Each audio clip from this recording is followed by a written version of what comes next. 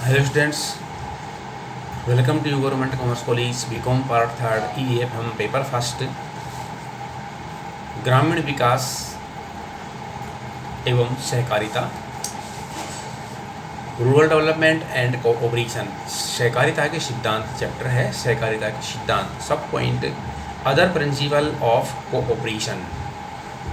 सहकारिता के अन्य सिद्धांत। इससे पहले हमने सहकारिता के प्राचीन एवं आधुनिक सिद्धांत पढ़े हैं और अब हमारे पास ऐसे सिद्धांत हैं जो नॉर्मल रूप से हम हमारी सहकारिता के अंतर्गत ना तो आधुनिक रूप के रूप में है और ना ही प्राचीन के रूप में सामान्यतः सिद्धांत होते हैं। नंबर 1 है पारस्परिक सहायता द्वारा आत्म सहायता। सहकारिता आंदोलन दुर्बल व निर्धन व्यक्तियों का आंदोलन है। निर्धन व्यक्तियों की आर्थिक स्थिति इतनी कमज़ोर होती है कि वे अपना व्यक्तिगत हित सुरक्षित रखने में भी असफल रहते हैं। अपने व्यक्तिगत हितों की सुरक्षा के लिए एक ऐसा संगठन बना लेते हैं जो एक दूसरे की सहायता के लिए कार्य करे। इस पारस्परिक सहायता के द्वारा उन्हें आत्म सहायता प्राप्त होती है और वे पहले की अपेक्षा अब अपने को सुरक्षित महसूस करते हैं। इस सिद्धांत का उद्देश्य प्रत्येक सबके लिए और सब एक के लिए की अवधारणा के ऊपर कार्य करते हैं। इसका मतलब ये होता है कि सहकारी समिति में अपने सदस्यों की सहायता करें। वह सदस्य सहकारी समिति की इस तरह आपस में एक दूसरे की सहायता करने से स्वयं की सहायता भी हो जाती है। नंबर 2, नकद व्यापार का सिद्धांत। नकद व्यापार को रॉकडेल अग्रगामियों ने सहकारिता का एक आवश्यक सिद्धांत माना है। उनका मानना था कि सहकारी संगठनों को पर्याप्त वित्तीय साधनों के अभाव में उधार विक्रय करना पड़ता है, जिससे प्रथम तो साधनों की कमी होगी, द्वितीय डूबत ऋणों की अधिक संभावना होगी, जिससे कुछ समय पश्चात वित्तीय साधनों के अभाव में समिति बंद होती नजर आएगी। ऋणग्रस्तता वास्तव में बुरी है। नकद विक्रय से एक लाभ यह भी होगा कि सदस्यों में मितव्यता की आदत विकसित होती है। उधार माल नहीं मिलने के कारण सदस्य अपनी आवश्यकताएं भी सीमित रखेंगे। वे अपने साधनों के अनुरूप ही व्यय करेंगे। इससे प्रबंधकों की कठिनाइयाँ कम होगी। वह सदस्यों को भी उचित लाभ समय पर मिलता रहेगा। उसके बाद नंबर 3 आता है मितव्यता व कार्यकुशलता का सिद्धांत। सहकारी संगठन का मुख्य उद्देश्य प्रत्येक कार्य कुशलता व मितव्यता पूर्वक किए जाए। इस उद्देश्य को ध्यान में रखते हुए ही संस्था अपने न्यूनतम साधनों से अधिकतम लक्ष्यों को प्राप्त करने का प्रयास करती है। जब तक सदस्य इस सिद्धांत के महत्व को नहीं समझ सकेंगे, तब तक वे अपने साधनों में वृद्धि नहीं कर सकेंगे और न ही भविष्य में आने वाली बाधाओं से छुटकारा पा सकेंगे। मितव्यता का आशय है कि कार्य को इस प्रकार संपन्न किया जाए जिससे कम से कम खर्च में अधिक से अधिक प्रॉफिट प्राप्त किया जा सके। जो व्यक्ति मितव्यता से नहीं चलता है वह न तो अपनी सहायता कर सकता है और न ही दूसरों की सहायता कर सकता है। नंबर 4 है सेवा का सिद्धांत। नंबर 4 सेवा का सिद्धांत। सेवा भावना ही सहकारिता आंदोलन का पूरा मूल मंत्र है। यह भावना समिति के प्रत्येक सदस्य में कूट कर भरी होनी चाहिए। समिति के समस्त कार्य लाभ हित के लिए नहीं वरन सेवा भावना के आधार पर किए जाते हैं। इससे सेवा भावना के अंतर्गत 2 उद्देश्यों को विशेष महत्व दिया जाता है। पहला, मूल्यों में कमी लाना। दूसरा, उत्पादन व्यय को कम करना। इसके संबंध में वाल्मीकि ने भी कहा है कि सहकारिता केवल मात्र व्यापार नहीं अपितु व्यापार के साथ साथ सेवा भाव की संयुक्तिकरण है, जो कि वफादारी, सद्भाव, सामूहिक भाव जागृत करती है। उसके बाद नेक्स्ट आता है नंबर 5 एकता व बंधुता का सिद्धांत। सहकारिता परस्पर एकमात्र व सहयोग की भावना पर ही आधारित है। एक जापानी विद्वान ने हमें बंधुत्व के अर्थशास्त्र की संज्ञा दी है। सहकारिता दुर्बल व कमजोर व्यक्तियों को जीवित रहने का एक ऐसा साधन प्रदान करता है जो एक दूसरे की सहायता करते हुए अपना हित साधन करते हैं। इस सिद्धांत में व्यक्तिगत हित के स्थान पर सामूहिक हित को महत्व दिया जाता है। बंधुत्व के सिद्धांत का क्षेत्र संकुचित न होकर विस्तृत होना चाहिए, जिससे विश्व में सहयोग व एकता का पाठ पढ़ाया जा सके और समुद्र उमड़ सके। नंबर 6, न्याय व समानता का सिद्धांत। शोषण व अन्याय के विरुद्ध न्याय प्राप्त करना ही सहकारिता का मूल उद्देश्य था और आज भी है।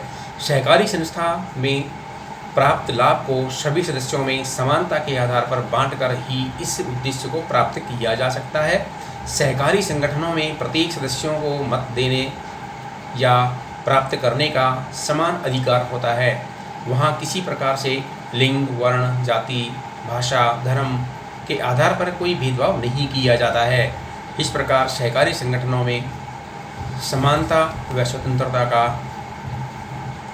अधिक अधिकार पाया जाता है। नंबर 7 आता है प्रचार का सिद्धांत। नंबर 7, प्रचार का सिद्धांत। सहकारिता के कार्यकलापों को जानकारी जनसामान्य को होना भी आवश्यक है। इसके लिए यह आवश्यक है कि संस्था के व्यवसाय तथा कार्यों का अधिक से अधिक प्रचार प्रसार किया जाए। सर एफ निकलसन ने भी इस बारे में बताया है कि प्रत्येक यूरोपीय देश में प्रचार पहली आवश्यकता है। प्रत्येक तथ्य जनसाधारण की जानकारी के लिए प्रस्तुत किया जाना चाहिए। सहकारी समितियों के प्रत्येक सदस्य को उधार दिए गए धन की सूची,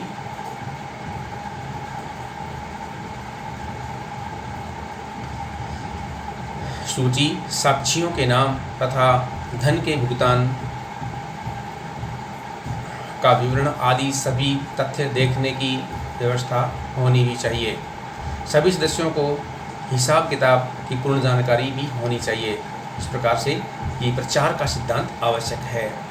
नंबर 8 है अवैतनिक सेवा का सिद्धांत। सहकारी आंदोलन के प्रवर्तकों ने अवैतनिक सेवा सिद्धांत को स्वीकार किया है। इस सिद्धांत का आशय यह है कि सहकारी समिति के संचालक बिना वेतन के सेवाभाव से समिति में कार्य करते हैं। प्रारंभ में समितियों का आकार छोटा होने व आर्थिक स्थिति कमजोर होने के कारण अधिक वेतन पर प्रशिक्षित व योग्य कर्मचारियों की नियुक्ति करने में असमर्थता होती है। इस कारण उन्हें अवैतनिक कर्मचारियों की ही शरण लेनी पड़ती है। उसके बाद नंबर 9 आता है राजनीतिक व धार्मिक तटस्थता का सिद्धांत। सहकारी आंदोलन वस्तुतः एक आर्थिक आंदोलन है। एक सहकारी समिति की स्थापना करते समय उसे राजनीतिक व धार्मिक उद्देश्यों की पूर्ति करने का माध्यम या साधन नहीं बनाना चाहिए, बल्कि सदस्यों की आर्थिक दशा सुधारने तथा उनकी सेवा का उद्देश्य ध्यान में रखते हुए अपना कार्य करना चाहिए। नंबर 10 आता है संघात्मक संगठन। नंबर 10 है संघात्मक संगठन। संघात्मक संगठन को सिद्धांत का दर्जा नहीं दिया जाता, फिर भी सहकारी संस्थाओं को संघात्मक ढांचे में ही स्थापित किया जाना चाहिए।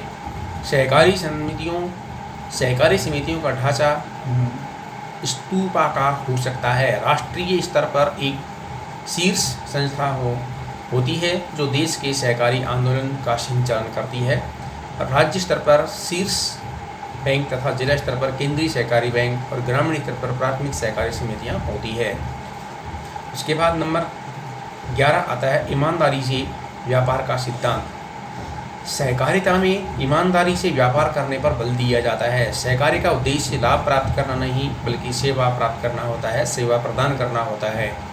एक निजी व्यवसायी लाभार्जन के उद्देश्य से बेईमानी करता है, लेकिन सहकारिता अनावश्यक मध्यस्थों को हटाकर उपभोक्ताओं को सीधे उत्पादित लागत के ऊपर, उसी मूल्य के ऊपर अच्छी वस्तुएं, अच्छी श्रेणी की वस्तुएं और कम से कम कीमत पर उपलब्ध कराने का प्रयास करती है।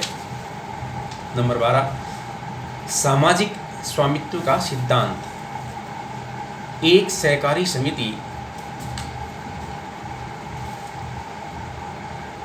निजी स्वामित्व वाली संस्था होती है।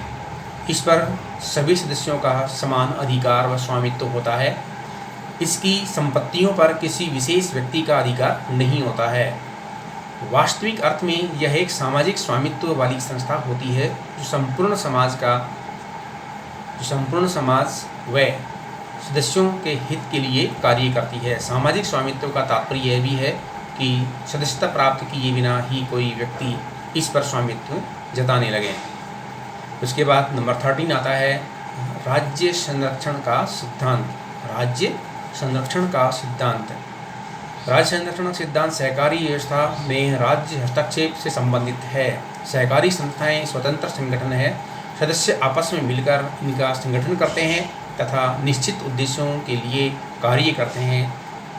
इसमें राज्य का हस्तक्षेप नहीं होना चाहिए, लेकिन राज्य के सदस्यों के बिना सहकारी समितियां सुदृढ़तापूर्वक कार्य नहीं करती हैं। नंबर 14, सुदृढ़ता का सिद्धांत। सहकारी समितियों में सुदृढ़ता का सिद्धांत का पालन किया जाना चाहिए। यह देखा जाता है कि स्थापना के कुछ वर्षों बाद ही समितियों की आर्थिक स्थिति बिगड़ने लगती है और वह राज्य सहायता पर निर्भर होने लगती है। यदि राज्य सहायता न मिले तो समिति को बंद किया जा सकता है। इसलिए यह सुदृढ़ता का सिद्धांत भी लागू कर देना चाहिए। प्रशिक्षण का सिद्धांत। इसके बारे में पूर्व में बताया जा चुका है कि सहकारिता में प्रत्येक व्यक्ति को पूर्ण रूप से प्रशिक्षित किया जाना चाहिए। स्वामित्व स्थानीय स्वशासित स्थानीय समिति का सिद्धांत। 16 नंबर है स्वशासित स्थानीय समिति का सिद्धांत। सहकारी स्वतंत्र आयोग ने स्वशासित स्थानीय समिति के सिद्धांत पर बल दिया है। यह सिद्धांत स्वतंत्र विकेंद्रीकरण की विचारधारा पर आधारित है। सहकारी संगठन का ढांचा स्तूपाकार का होता है और ऊंचे स्तर की संस्थाएं नीचे स्तर की संस्थाओं का मार्गदर्शन करती हैं, लेकिन सभी स्तरों पर ये संस्थाएं स्वतंत्र होती हैं। इनका प्रबंध इनके सदस्यों द्वारा चुने हुए प्रतिनिधियों द्वारा स्वतंत्र रूप से चलाया जाता है। ग्रामीण स्तर पर प्राथमिक सहकारी साख समितियाँ, जिला स्तर पर केंद्रीय सहकारी साख समितियाँ,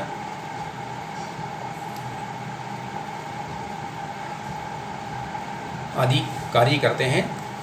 तो ये थे हमारे अन्य सिद्धांत। धन्यवाद।